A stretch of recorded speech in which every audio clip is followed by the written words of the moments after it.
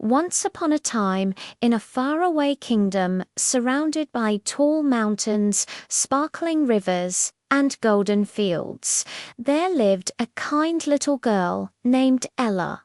Ella wasn't rich or famous. She lived in a small, cozy cottage at the edge of the village with her grandmother.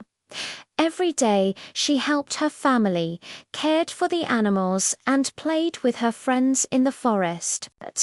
But what made Ella truly special was her big heart, her brave spirit, and her clever mind.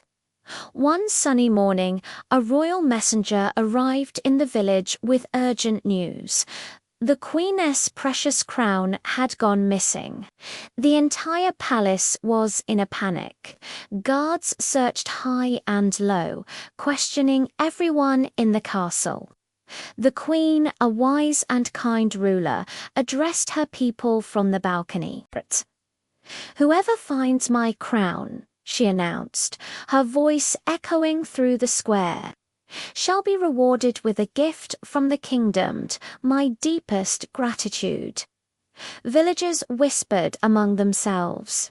Many were afraid to help, thinking the crown had been stolen by dangerous thieves or was lost forever in some dark corner of the land.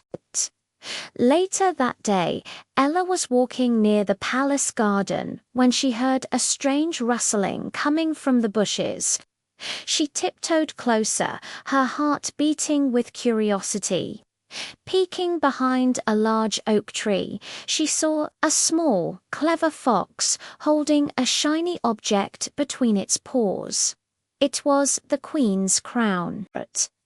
The fox must have found the crown lying in the castle courtyard and, thinking it was a sparkling new toy, had carried it off to its secret hiding spot to play. Ella gasped.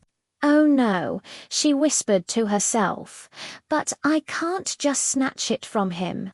She knew that if she startled the fox, it might get scared and run away, taking the crown with it. She needed a clever plan, one that was gentle and smart.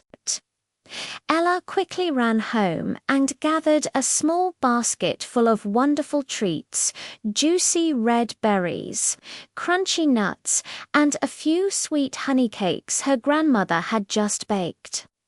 She returned to the garden and gently placed the basket on the ground, a little distance from the fox.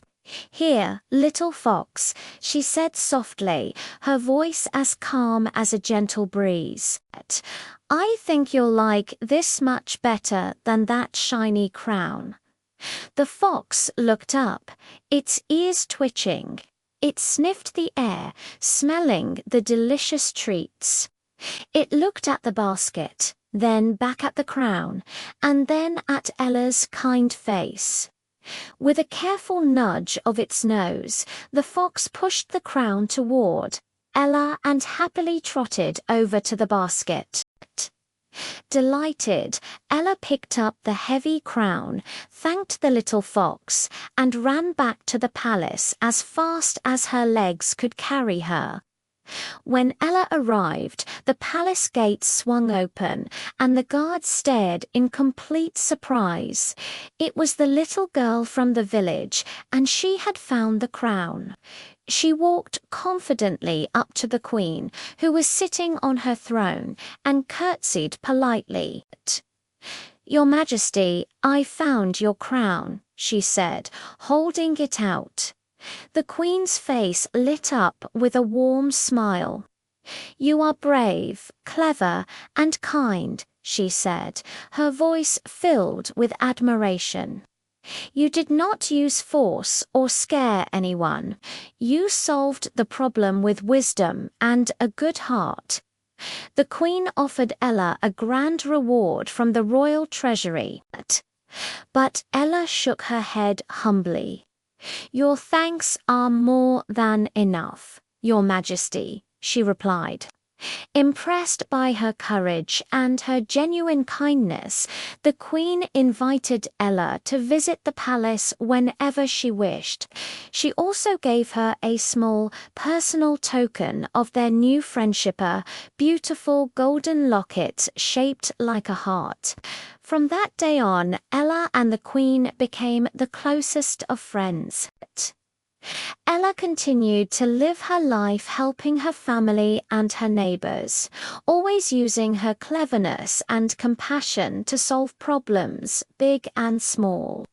And whenever the kingdom faced a new challenge, the Queen would remember the little girl who had returned her crown not with force, but with wisdom, courage, and kindness.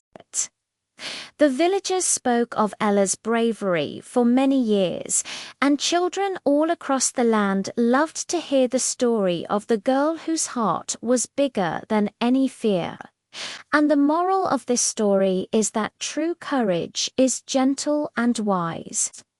Bravery, kindness, and clever thinking can solve problems much better than force or fear. Helping others with a good heart brings respect, true friendship, and a happiness that lasts forever. Thanks for listening to our story today. We can't wait to see you for the next one. Don't forget to subscribe.